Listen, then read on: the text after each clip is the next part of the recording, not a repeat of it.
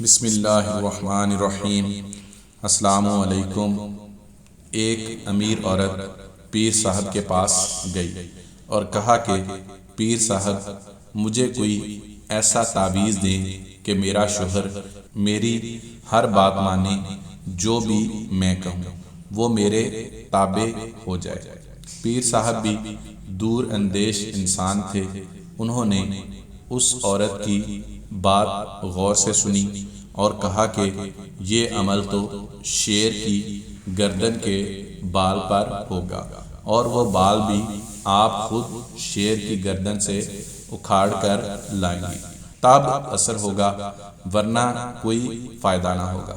وہ عورت بہت پریشان ہو گئی اور مایوس ہو کر واپس آ گئی اور اپنی سہیلیوں کو بتایا۔ ایک سہیلی نے مشورہ دیا کہ کام تو مشکل ہے مگر ناممکن نہیں، تم ایسا کرو کہ روزانہ 5 کلو گوشت لے کر جنگل جایا کرو اور جہاں شیر آتا ہے وہاں ڈال کر چھپ جایا کرو۔ کچھ عرصہ بعد شیر کے سامنے جا کر ڈالو، وہ گوشت کا عادی ہو جائے گا۔ تم اس کے قریب جا کر گوشت ڈالنا شروع کر دینا اور اس کی گردن پر پیار سے ہاتھ پھیرنا شروع کر دینا، اور جب شیر آپ سے مانوس ہو جائے گا تو گردن سے بال اکھیڑ لینا۔ اس عورت کو بات پسند آئی۔ دوسرے دن ہی اس نے گوشت لیا اور جنگل گئی اور گوشت ڈال کر چھپ گئی۔ شیر آیا، گوشت کھایا اور چلا گیا۔ شیر آیا، گوشت کھایا اور چلا گیا۔ اس عورت نے 1 ماہ تک ایسا کیا۔ 1 ماہ بعد اس نے شیر کے سامنے جا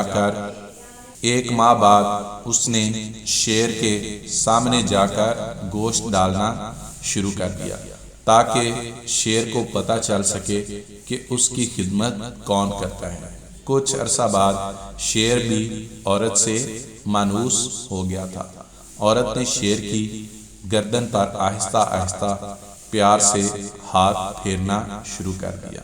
ایک دن عورت نے موقع دیکھ کر شیر کی گردن سے بال کھیڑا اور خوشی خوشی پیر صاحب کے پاس پہنچ گئی اور بال پیر صاحب کو دیا اور کہا کہ میں شیر کی گردن سے بال کھیڑ کر لے آئی ہوں، اب آپ عمل شروع کریں۔ پیر صاحب نے پوچھا کہ کیسے لائی ہو، تو عورت نے پوری تفصیل بتا دی۔ پیر صاحب مسکرائے اور کہا کہ کیا تمہارا شوہر اس جنگلی درندے سے بھی زیادہ خطرناک ہے جو کہ خونخوار ہوتا ہے، جس کی تم نے چند دن خدمت کی اور وہ تم سے اتنا مانوس ہو گیا کہ تم نے اس کی گردن سے بال کھیڑ لیا اور اس نے تمہیں کچھ بھی نہیں کہا۔ تمہارے شوہر کے ساتھ بھی پیٹ لگا ہوا ہے، تم اس کی خدمت کرو۔ جب جنگلی درندہ خدمت سے اتنا مانوس ہو سکتا ہے تو ایک باشعور انسان بھی آپ کے تابع ہو سکتا ہے۔ دعا میں یاد رکھے گا۔ اللہ حافظ۔